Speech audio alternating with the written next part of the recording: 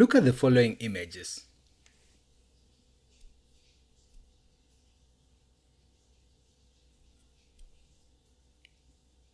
And now, look at these videos. Take a moment and ask yourself, are they real or are they fake? Most people assume realism requires a camera. And today I'm going to talk about how AI generated images and videos are created. My name is Kili Jared and I'm a tech evangelist, and don't worry citizens, I shall explain. What you just saw was not photographed and it was not filmed in a traditional sense. These visuals were generated by artificial intelligence using just text prompts. No physical camera, no studio lighting, no actors, just instructions written in a language. AI image generation systems can generate images from descriptions, create photorealistic scenes that never existed, mimic photographic styles and lenses. And if you're a photographer, you'll understand what I'm really talking about here. When you want to take a photo using your camera, you'll do some adjustments like ISO adjustment, like temperature, like white balance, and so on and so forth. Especially if you are doing outdoor or indoor photography, you really understand. You know this, all right? And with this, it produces multiple variation from one idea, enhances resolution while preserving details, and these are system generated images. They do not retrieve them anywhere.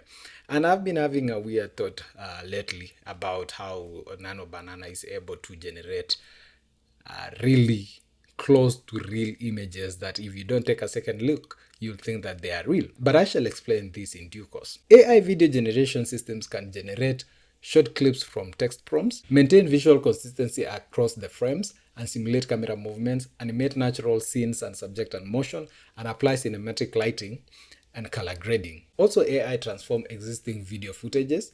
Video generation requires understanding, time, motion, and continuity. Prompt is not just a sentence. It's a structured description that tells the AI what to do. And I've always called these description algorithms that you feed into the AI, because that algorithm is the food for AI. All right. So it tells the AI what to do. For example, what the subject is, where the scene is taking place, and how it is lit. It also tells the AI how this is framed and what mood it should exactly convey. If it's happy, dark, or whatever the mood that you want, AI can also understand that. And then the AI analyzes this text before generating any visual output. The AI does not start with a blank canvas. And I know at this point you know what a canvas is, all right? It's like a working environment. So it starts with visual noise and then random patterns with no meaning. So, and step by step, the system removes that noise while aligning the image with the prompt, like with the instructions that you have given it. And then the shapes emerges, lighting becomes realistic, textures gain details, and this process is called diffusion. But don't worry, citizens, this is controlled mathematics. Now, to make you understand more of this, I'm going to talk about Midjourney, an image generation software or platform where you can generate super realistic images. These images that you are seeing here were generated using Midjourney. Midjourney actually excels in realism because it understands the photographic language. And let me dive into that so that you understand, all right? Let me start with images so that you understand what I'm talking about, all right? And I'm going to copy a prompt so that we can try and replicate the same, all right? But we are exploring what it can do. But I'm just going to scroll down through and look at this very beautiful logo, very beautiful watercolor painting. This is what we call caricature. And I did one. It always appears on my profile, but I didn't use that one. I didn't use AI. I just asked a guy to really draw it up for me. Look at this. Looks so real. Look at the cut. Look at this Mortal Kombat of John Wick. All right. Look at this cut. And another place that this AI fails is when it comes to adding text into the images that it has generated. Sometimes it's somehow difficult to do that. All right. They find it really hard to add text. Look at this Coca-Cola. But when it comes here, it cannot put really the text that the user has asked it. All right. This one did so well. The prompt is in Chinese. I don't know what it means. Look at this. Painting of a busy street in Sri Lanka with tuk-tuks. Look at also this. Look at this. This is so real. so real in the sense of you will believe that it was photographed. But it says fashion photography, minimalistic style photo shot for Vogue magazine of a female model in black coat and sunglasses walking with a bodyguard from K9 police next to her with the airport runway with a private jet plane behind and the men wearing suits holding their lashes. All right. Now, I've said that Midjourney excels in this because it understands the photographic language. Key capabilities include high-quality image synthesis, strong control over the lighting and composition, as you can see, rapid iteration through variation, cinematic and editorial style results. These are not photographs, they are generated visuals, all right? And I want to create a one-on-one comparison because recently Midjourney introduced their video generation, positioning itself in the market with such excellent platform like Runway. All right, and that of Midjourney is really so good. I'm just going to pick one of the random images here, and we read the prompt, and then we try and find out in video if it can generate a beautiful video. I'm going to get this, and this is wool crochet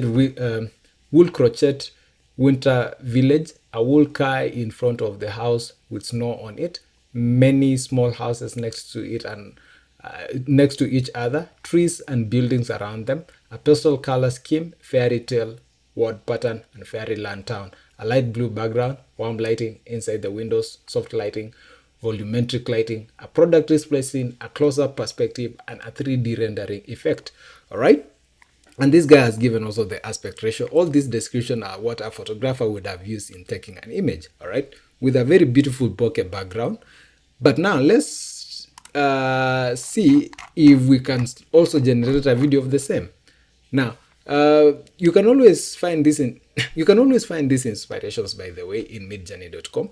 However, for you to generate images in Midjourney, you have to subscribe, and the subscription is just $10 per month.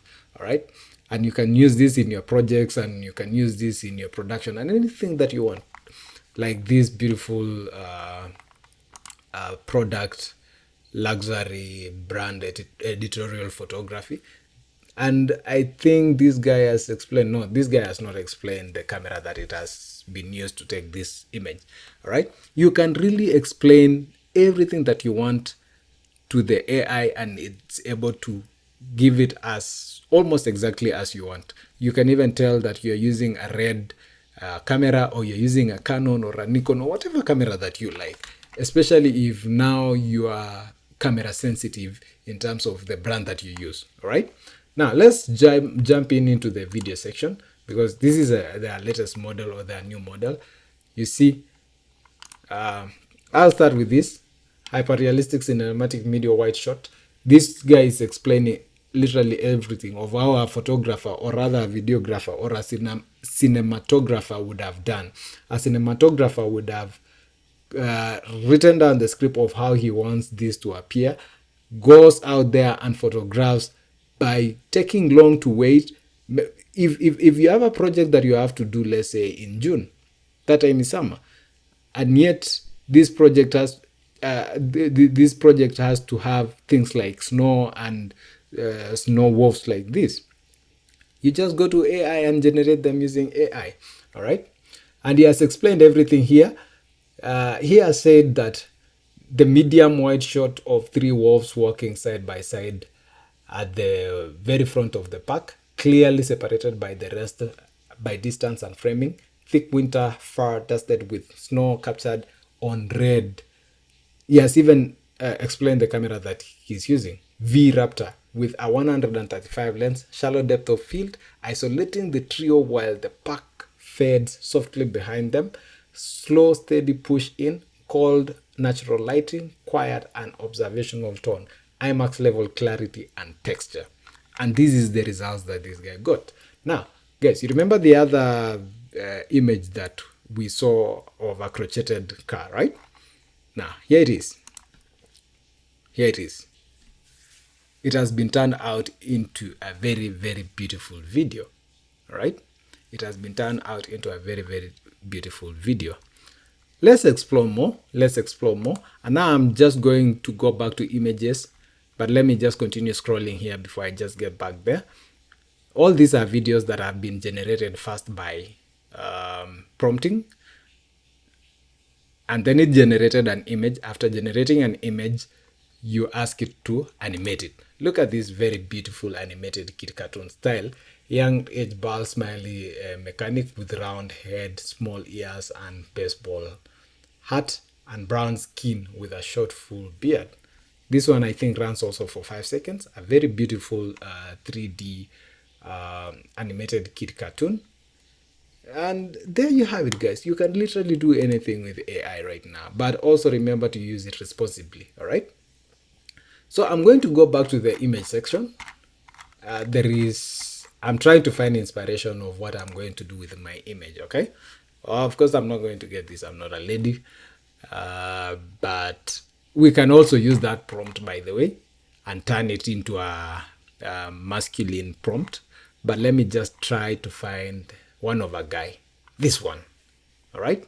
So the prompt here says light-skinned black man with South African street culture, aesthetic, sitting in an open trunk, vintage, and so on. So I'm going to copy this prompt, copy the prompt, and then this is the prompt that we are going to use in another model that we are going to see shortly. We've seen that generating images is complex. Videos is more significantly complex than images. Every frame must remain consistent over time. This is where Runway becomes essential. Look at this video. This video was generated in Runway. What does Runway do? Runway enables text to video generation, number one. That is, you have your own prompt. You have your prompt, and then it turns that prompt into video. All right. And there are other platforms that have excelled in this, like VO3 3.1 now from Gemini, or from rather Google, and also the Flow from Google, and Sora from ChatGPT. They have really produced very excellent videos using text to prompt and also video to video transformation. They use what we call camera motion control, temporal consistency, natural subject movement. The prompt describes not only the appearance but also the motion. And everyone in the industry, especially in the tech industry, is trying to come up with a model that can do something to do with images and to do with videos. And what they are fighting for is who can really generate a more realistic approach when it comes to images and videos. And with this, they always achieve what we call coherent and cinematic videos. Very beautiful videos that you can use even. But of course, they have a stamp and they don't really speak out the natural realism that you wanted to portray. The next model that we are going to talk about is Google's Nano Banana, which focuses on a conversational control. You remember the prompt that we copied from Midjourney? Now, this is where we are going to put it into practicality. Nano Banana can be accessed through Gemini, which is Google's AI model. Google has excelled in so many ways when it comes to AI. They are actually the pioneers of AI, emulating what ChatGPT and other companies are doing. Remember, ChatGPT came about in 2019, and over time things have really evolved in the world of tech and in the world of AI. And I'm really hoping to see what is going to happen in the few years to come.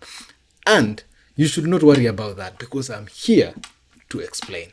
I told you I'm a tech evangelist, and soon I'll be a tech missionary also. All right. Now you can access Google's Nano Banana in gemini.google.com, and then it will bring you to a platform like this.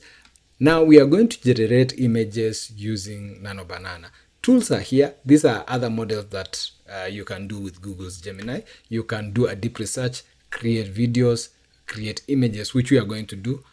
Canvases, where a platform you can code or you can do whatever you can do. And then guided learning and visual layout. And also I remember that you can do a storybook with Google's Gemini. All right, they have really advanced in this, and this model is Gemini 3.0. All right, so I'm going to click on create image, and you remember the prompt that we just copied on the other end. I am going to paste here and customize to what I want. All right, so light-skinned black man with South African street culture, Here I'm going to change with Kenyan street culture aesthetic, sitting in an open trunk of a vintage station wagon, relaxed, confident. I'm not going to change a lot of things here, all right? Aspect ratio and blah, blah, blah. That. So I'm going to paste in an image, and then I am going to ask it to use the image as reference. Use the image as reference. Do not change. Do not change the face details. And then hit enter to generate. Oh my goodness, it has given me a cigar. Ho, ho, ho.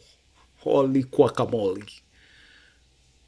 Oh, in the prompt there was a cigar. I didn't see that. Okay, you see the problem of copying these things. So I'm going to remove that. I'm going to edit and remove the cigar part. I don't smoke. So, where is it? High detail templates. Microphone speak. Okay. I am going to remove that part. And update.